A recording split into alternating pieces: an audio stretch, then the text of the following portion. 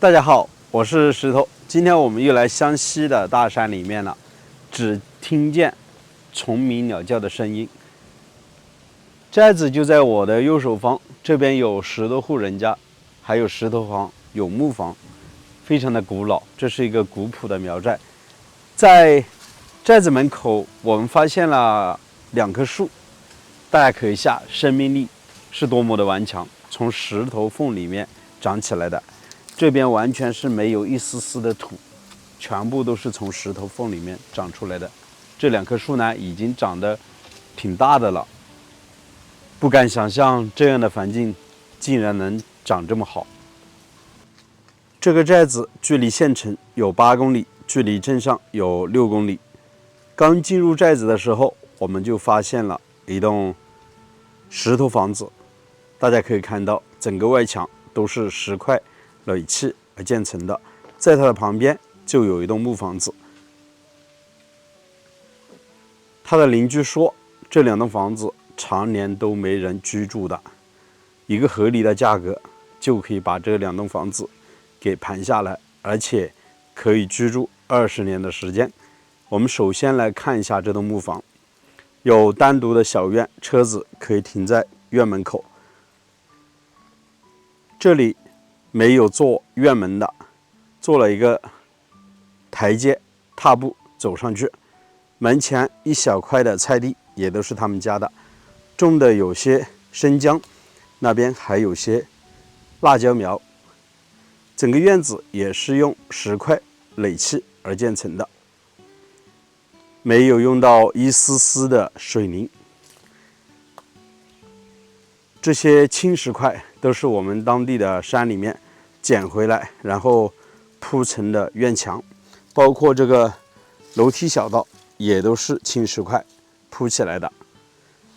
整个院子就是用大一点的青石块铺成了地面，像现在新建的房子大部分都是水泥地面了。我觉得这样的房子住起来应该是挺干燥舒适的。房子很干净，只是常年没人在这边居住而已。主人家偶尔还会回来，屋顶也没有漏雨，通水通电，打扫一下卫生，基本上是可以拎包入住的。房子坐北朝南，通透性特别好，采光也是非常的不错。房子总共有4个房间，有3个卧室，一个很大的客厅，有厨房，有卫生间。房子的建造时间将近有50多年了，可以看到整个房子的主体结构还是挺好的，只是现在锁上了门，没办法进去。整个寨子现在有10多户房子，大部分都是没人居住，很多已经搬走了。这栋房子只有3间，2边都是没有厢房的。他们家的厢房是在背后，也就是里面是做了厨房和卫生间。我们可以看到，在大门口的位置是挂了2个灯笼，在2边的立柱之上还贴了对联。这户人家也是在过年的时候才会回来，大概吃上1天饭，然后就又出去了。他们是到城里面去居住了，所以老家的房子就是常年这样子一直都空着的。房子窗户留的比较小，做了一个简单的一个雕花，大概开口的话是80乘80左右，所以房间里面的透光性并不是特别的好。我们也可以看到整个房子前面的这块叫做塞壁，全部都是用实木的掸子来作为装修。在2楼的位置呢，是用那种小竹片给它编织起来的，挡住了2楼。其实我们这边老百姓的房子基本上都是住在1楼，2楼呢是没人居住的，就是堆放一些杂物的。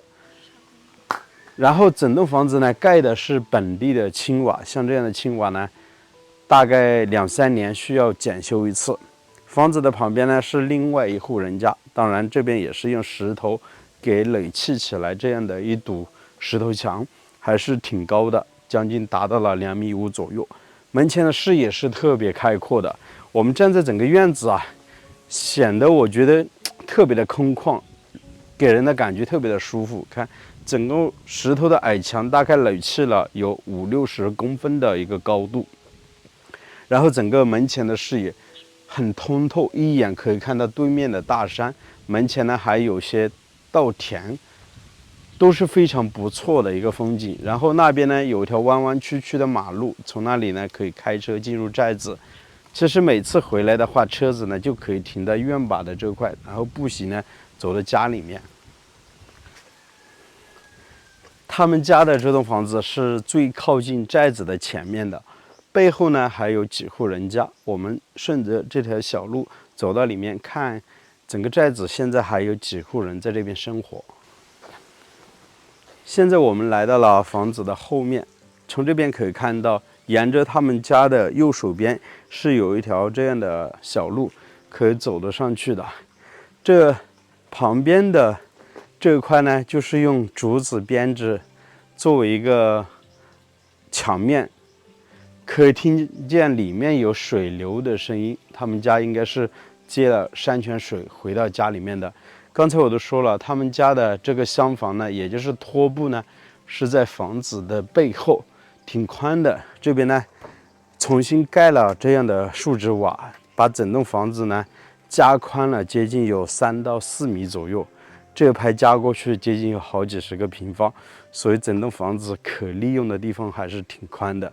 在背后呢，也都是他们家的菜地，现在也都是邻居在这边耕种的，有些茄子啊、黄瓜，那边还有棵柚子树。反正在农村里面生活呢，只要勤快一点，一年瓜果蔬菜基本上是吃不完的。农村有这样的小院，我倒是觉得挺不错的，家家户户有单独的院门，有单独的院子，基本上互不干扰，大家生活都是非常的平静，而且邻里之间处理关系呢也处理得特别好。像农村里面，如果有些红白喜事的话，大家相互之间都是去帮忙，我觉得挺好的。然后这里呢有户人家，我们看一下，好像也是开着门，不知道有没有人在家。他们家呢就是一栋砖房子了，这外面呢是用钢架结构搭建了一个棚子，平时下雨呢是晒不到的。刚刚才了解到，整个寨子10多户人家，现在只有2栋砖房有人在这边居住了。大家知道为什么吗？其实我是不愿意过多的去打搅别人，而且今天的温度也是挺高的，36、7度左右。是一个老人带着小孩子在房间里面吹空调。为什么说整个寨子只剩下2栋这个砖房有人居住呢？其实啊，当地老百姓生活水平现在也是挺好的，家家户户呢，有的赚了钱之后都到城里面去买了商品房。像他们2户人家呢，就是有了钱之后，把以前的老木房子拆掉，然后又重新建了这样的砖房子。他们呢就没有到城市里面去买商品房，所以我们可以看到，进入寨子之后，绝大部分的木房子都是空着，只剩砖房子还住着人。这就是其中的一个原因。他们在这边建了房之后，就不会到这个城市里面去买商品房了。那像这样的房子，刚刚我是问了这个邻居，他说将近300左右1个月就可以入住了，大概也就3000多1年吧。我觉得还挺好，有个不用装修的房子，房前屋后呢有一小块菜地，他们家还有2、3亩的这个稻田，还有耕地。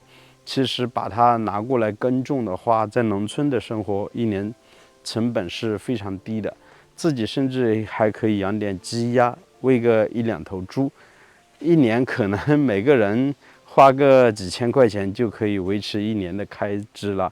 如果勤快一点，这边距离县城也只有7、8公里，种点瓜果蔬菜，自己拉到城里面去卖，1年还可以赚点钱呢。